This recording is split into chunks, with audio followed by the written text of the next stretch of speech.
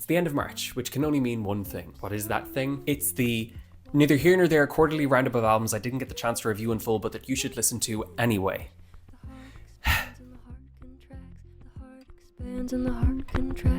Kicking this off with an early January release, this is a quirky, snarky pop record that hides in plain sight its absolutely heartbreaking core. Hides in plain sight until, of course, a track like Heaven comes along to flip everything on its head and recontextualize all of the humor and dancing around the darkness that Schmidt does so damn well throughout this record. It's well worth a listen.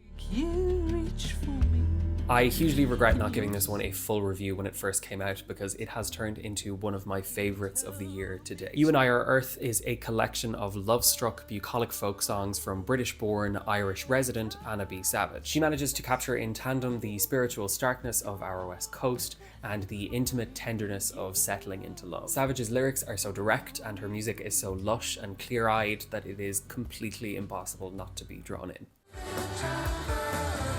If you've never listened to Squid before, well, me neither. But I would say that Cowards is a great introduction to them.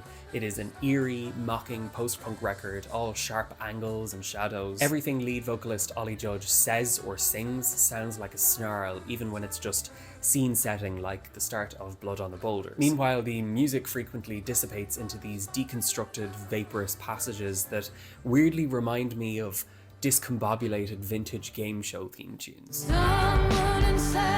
Sharon Van Etten links up with a real-life backing band for the first time in her career, and with their help she takes the solitude and impressionist lyrics that made her 2022 record a transportive, formative favourite of mine to a big screen drive-in cinema near you. These tracks don't feel so much written or arranged as they do unearthed from some southwestern American mesa, all dusty and metallic.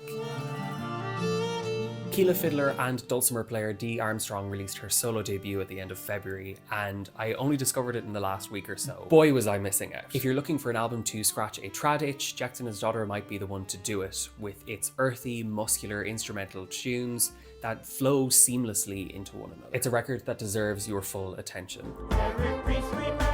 Last but certainly not least, Tonky is an urgent, profound record for multidisciplinary artist Lonnie Holley. Holley experiments in jazz, gospel, and hip-hop to explore the past, present, and even potentially the future of race relations in America. It's an album that is absolutely bursting at the seams with hope for and faith in humanity, but it never neglects to recognize the trauma inflicted upon millions of African American men, women, and children throughout the history of the United States of America. And that brings us to the end of the roundup. Is there anything essential you reckon I've missed? You should let me know in the comments, and I will see you on Tuesday.